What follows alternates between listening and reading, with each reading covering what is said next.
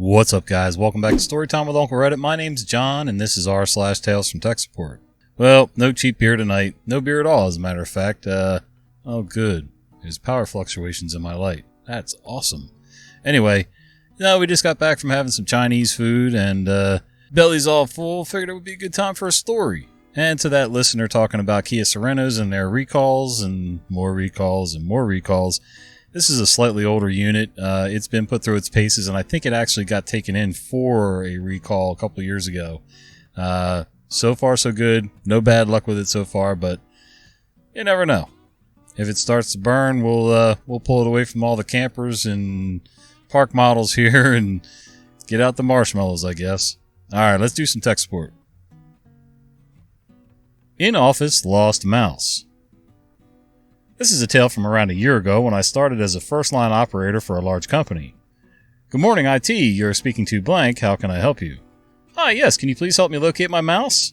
I've misplaced it somewhere and can't seem to find it anywhere. At this time, I thought he meant an actual mouse plugged in with a USB. We routinely have people from the office take them out and move them around, so nothing new. Okay, what I'll do is get someone on site to bring you over a new mouse. No, not the mouse, the mouse you see. Wait, do you mean the cursor? Yes, like I said, it's the mouse missing. Cue me for the next 20 to 30 minutes trying to tell this agent how to use shortcuts on his keyboard to guide his way through to opening the company screen share software. Then it connected with the software, it recenters the cursor in the middle of the screen.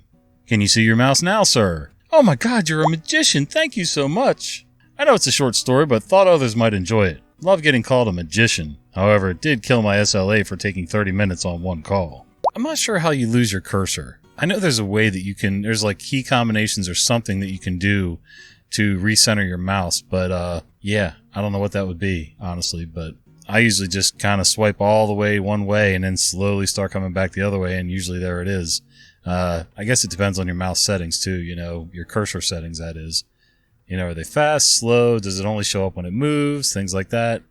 I like mine visible all the time, otherwise I get bug-eyed and I don't want to have to work too hard to keep track of that stupid thing, but anyway, on a side note, I can't imagine working a job where you have SLAs and whatever those other things are, where you're judged based on your amount of calls that you handle, the length of time you're on the call, the amount of actually solved cases and things like that. I mean, I guess I get it that there has to be some metrics, but sometimes it seems like a bit much, but I don't know. I'm not totally sure that accounts for all the usefulness of each agent, but yeah. Where an iPhone causes printers to not be available. It was a normal Tuesday in the world of IT. Calls and tickets at normal levels. Issues were nothing earth-shattering. Then I had a coworker come over to me saying that the number 2 exec in the company couldn't print. My blood didn't run cold because the exec's cool, but that is still enough for a voice in my head to go, ruh-roh. When printing out an email, his Outlook would hang for a while and then say no printers were available. Well, there could only be 11 things that could cause that. Upon further investigation, it was only happening on emails from one of his direct reports. And even then, only some of those emails. My spider sense told me it's the direct report's Outlook causing this. It's causing something funky to happen to the messages he's sending, but we still troubleshoot the exec's PC to the moon and back because his direct report is still a pretty big wheel in this cracker factory, and didn't want to get him involved unless needed. After an hour or so of troubleshooting, testing our PCs, and testing on a loaner, it became clear that yes, this issue is stemming from the emails from the direct report. The exec was able to print out a OWA and was satisfied, but I kept the ticket open because if this direct report's emails can't be printed, who knows what else could be wrong with this Outlook. We had a few days until the direct report was back in the office, so call was scheduled for a few days out. In those days, as I was discussing this with my colleagues, we realized that on the email in question, his signature was all out of whack. That was especially confusing for us because we have a plugin that automatically adds a signature based off of AD groups. I get on the call with the direct report, and myself and a coworker start digging in. He forwards us a message, and it's all good.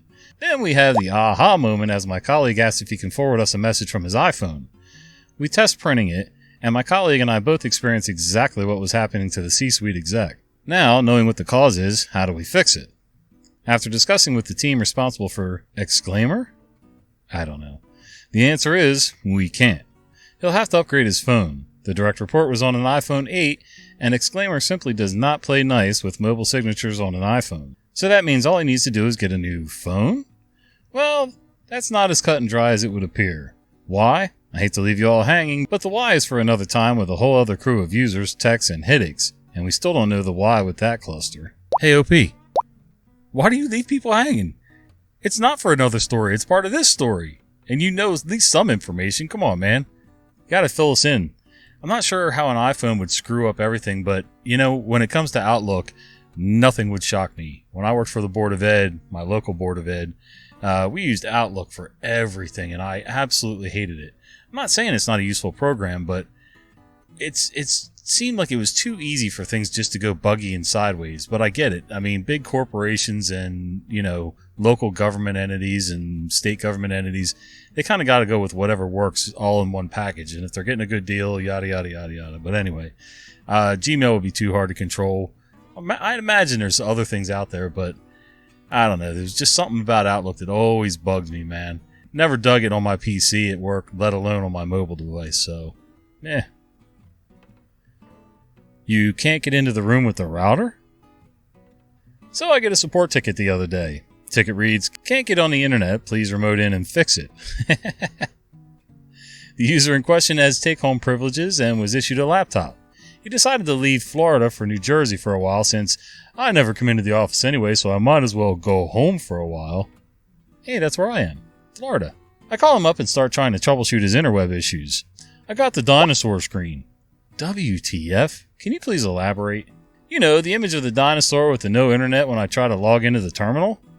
Okay. On the bottom right of the screen, do you see the icon with a circle with arches, or the globe with a circle with a line through it? The globe with a line through it. Okay, do you want to try resetting your router for me? Let me find it, I'll call you back in 5. 10 minutes later, the Airbnb guy says that the router's locked away in a closet and he won't give me the key to open it. Okay, well, do you know where the breaker box is? Yeah, I think I do, but I don't know which circuit it is. Just go with main. Leave it off for 30 seconds and switch it back on. Yeah, quickest and simplest I guess is main. I guess it depends on what else is plugged in your Airbnb. There are other things in that unit that could get screwed up with shutting the main off and back on while all of your other breakers are still on. It's not likely, but it could happen. I would just kind of read, because most rooms, even in old crappy Airbnbs, most of the rooms on those breakers are labeled, such and such room receptacle, such and such room, overhead lights, or overhead lighting second floor, overhead lighting first floor, blah, blah, blah, So you could probably narrow it down to 2, 3, or even 4 breakers at most. But, whatever works, I guess. We didn't get any more to that story, so I'm assuming the main breaker worked and did its magic. But, of course, then you got to go around and, reset your microwave and stove clocks and all that stuff, if you care about that kind of thing. I insist you make this happen with no budget, no resources, no time, and no support to my exact crazy ideas. That's a long title. Apologies, this is a tad rambling, but yes, this really happened. Don't you just hate when people get to rambling like that? So some time ago, the center where I was working decided to take a more secure stance regarding staff's access to the internet. This involved cutting off all desk-side connections to the internet, and staff were being forced to use an awkward VMware host to access information on websites, conduct downloads of software updates, patches, etc. Basically, the VM host we used to access the internet had no admin privileges. Not bad, but made everyone jump through hoops in several file server levels to get anything off the net. What used to take a few clicks and minutes now took multiple logins, scans, copies, remote connections, and the better part of an hour. Ugh. Along with this enhanced security, no one could listen to anything on the internet. For some, this was expected because they're constantly on phones or otherwise occupied in their ears. But for many of us who typed and wrote code all day and fixed things in solitude, the silence was agonizing for hours on end. And we weren't permitted to bring in any other audio sources such as a CD player, radio, iPod, or whatever. Personal equipment was disallowed while in office. Again, ugh. Being enterprising and bored out of my mind, I set up a music server using free software off the internet and created a VM to share my little song collection with coworkers. Everyone liked it, and it did not have access to the internet. The enhanced security thing. So it was strictly a LAN party sort of setup. It was up for a few months before management got wind and ordered it stripped of any copyrighted material. Well, duh. Jesus, it's all copyrighted. Thus, the music went into the trash bin. But the software also did video services and was also hosting a few how-to videos we'd made for tech support, so the server was allowed to stay to host the help videos for our department. Fast forward a couple months later, and the other departments catch wind that IT has a pseudo video server that we post things on, and we'd also posted some other videos upon request. I hadn't really done anything with the server since being told to dump all the music. Thus, when I was asked about it, I replied, "Yes, we still have it. Yes, it's free. Yes, it works okay, but it is really meant for audio collections like Jukebox and isn't intended as an intranet version of YouTube." Whatever, a manager's going to talk with me about a project he's been put in charge of researching. The meeting comes, and a new, young, sassy manager, less than a year's experience, has gathered myself and some other folks to discuss her project. She states that the center directors want a sort of private YouTube to host videos that staff have produced regarding some of the projects and products the center is developing. She heard we have a video server all ready to go, and she intends to commandeer the server for her project.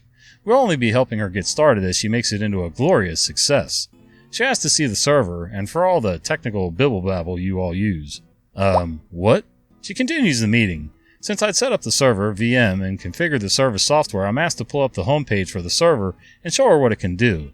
I open the server's homepage and click on the single folder labeled Videos, and play one of the videos in a pane of the browser. It isn't great quality video, but it works. The interface is also largely barren of other info since the software is looking for metadata in MP3 files, etc. The videos just don't have this info. Honestly speaking, the interface is not intended as a video display, and while it works, it doesn't look at all good. Again, this wasn't intended as a video server. The manager grimaces and scoffs, asks, "What the hell is this?" The few of us in IT respond that this is our server. We set it up to listen to music since we can't over the internet anymore, and it kinda sorta hosts videos we sometimes use, but that's it.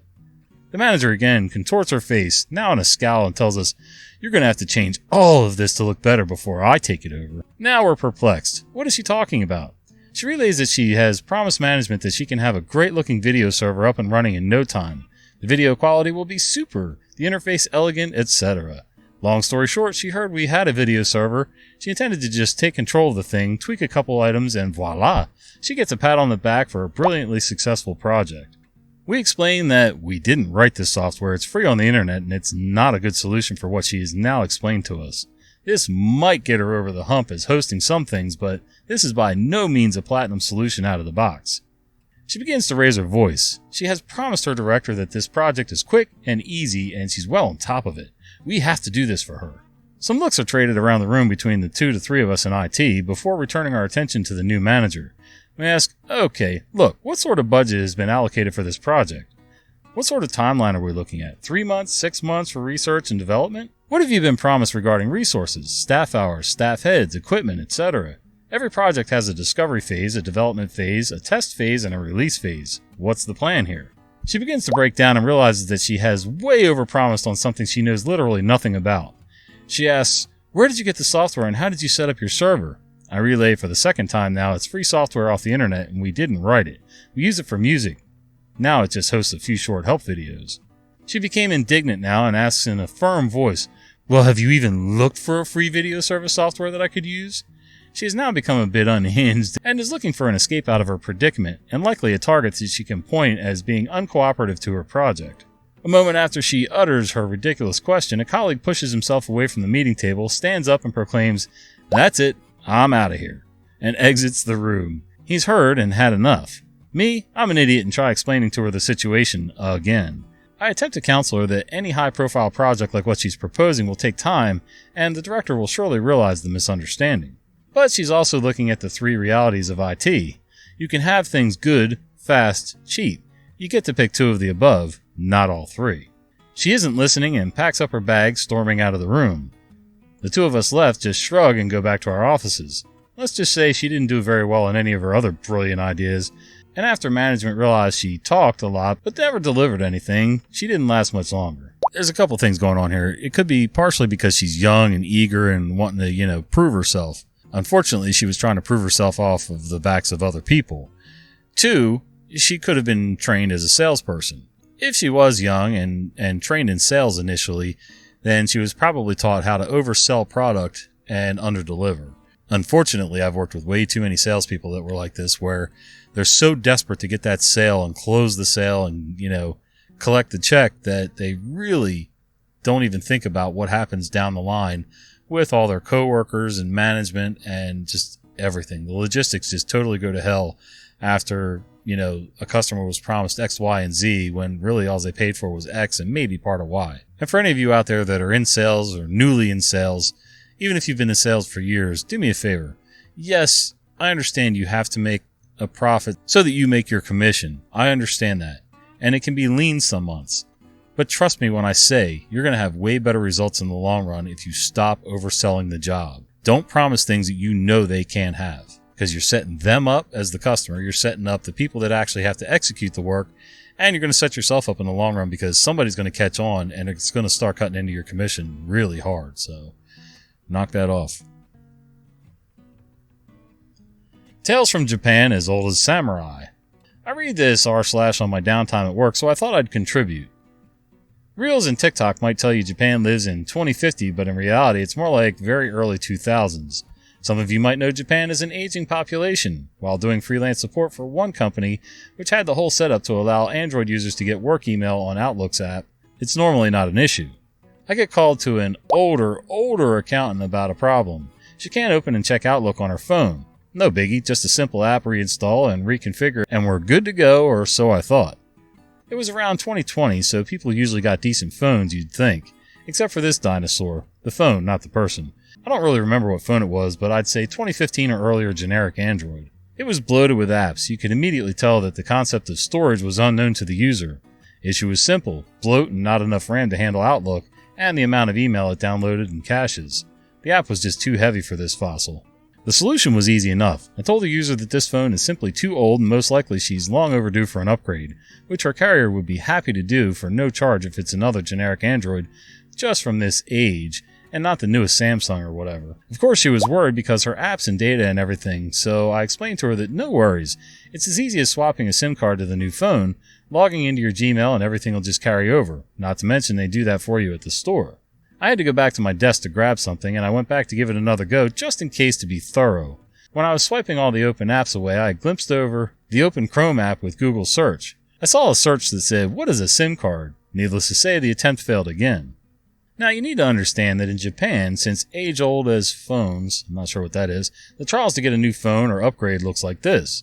You go to any big chain electronics store. First floor is almost always exclusively filled with smartphones and providers. They each have their own cubicles, where they sat you down and go through stuff with you. Everything from bringing all the paperwork, pushing new point cards, new credit cards, new phones to physically in front of you, explaining every step of the way, "Okay, so if you don't mind, I'll take your phone now.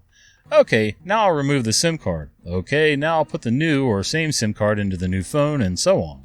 My question is, after I assume she lived for longer than the cell phones existed, probably having many flip phones throughout her time, and having to go through that customer service many times, someone who handles millions in sales and understands the intricacies of Japanese accounting doesn't know what a SIM card is?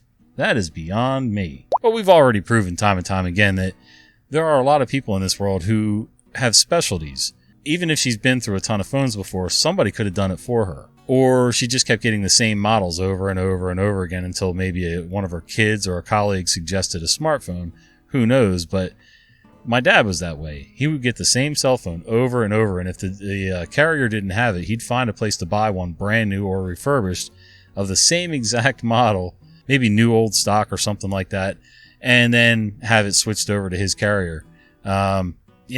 People have their specialties, and sometimes they really don't see anything beyond that. All right, guys, thanks for sharing a little bit of your day with me today. As you can see, it got dark while I started recording this. One of these days I'll get something done during daylight hours, but Anyway, I hope you enjoyed the podcast or video or whatever format you're on.